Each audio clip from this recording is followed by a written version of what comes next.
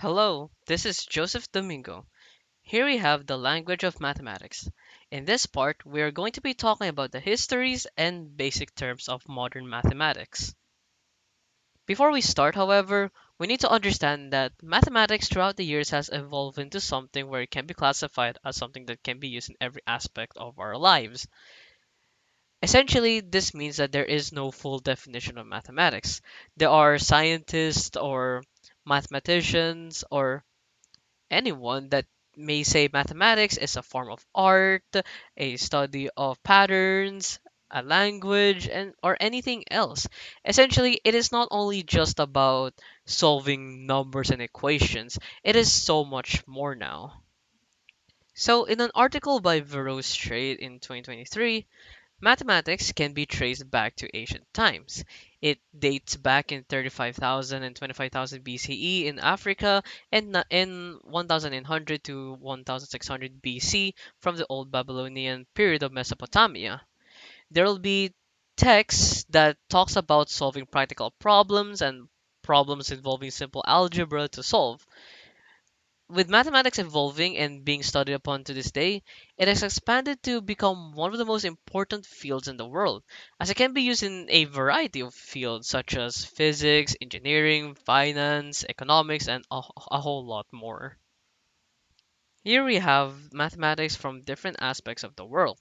Let's first start off in ancient Egyptian mathematics, in which this introduced the idea of arithmetic, algebra, and geometry. This also allowed them to plan agricultural projects with precision. Next, we have Babylonian mathematics, in which this introduced the idea of astronomy, invention of primitive algebra, and where they use fractions and polygonal areas, and also able to solve square and cube roots.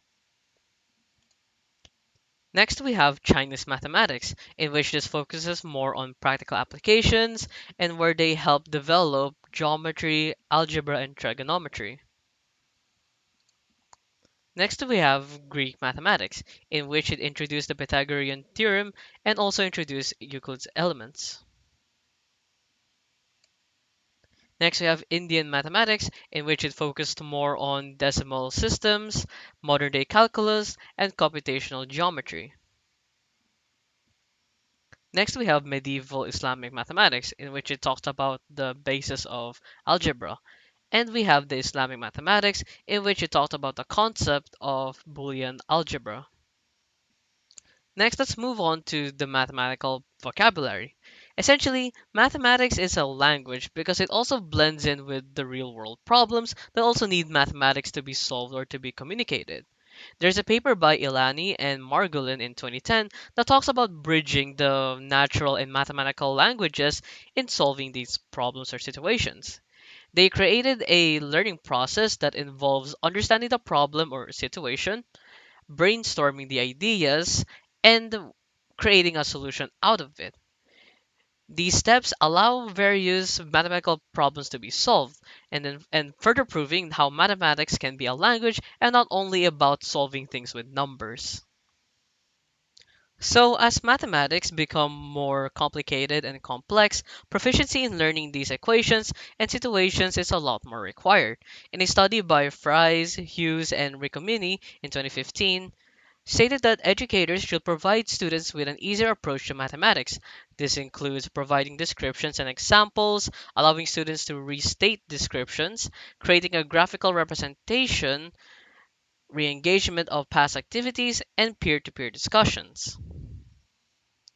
Next, we have the real world applications of modern mathematics, in which this includes accountancy, banker, computer engineering, programming, researching, investing, and a whole lot more. Next, let's talk about the basic terms and symbols of modern mathematics. We have words like 0, 1, x, y, and z. Pronouns, which are variables like x and y.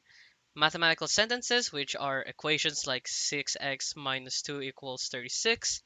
Declarative sentences, which are true or false sentences. And propositions, which are statements that can be either true or false.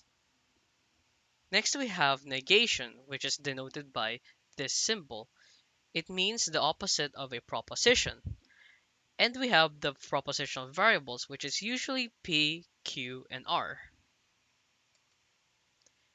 Next, we have the binary propositional connectives. First, we have the conjunction, which is denoted by this symbol, meaning and. Disjunction, which is denoted by this symbol, meaning or. Exclusive, which is denoted by this symbol, meaning XOR or either. Implication, which is denoted by this symbol, meaning implies. And we have the biconditional, which is denoted by this symbol, meaning if and only if. And that's it. Thank you for listening.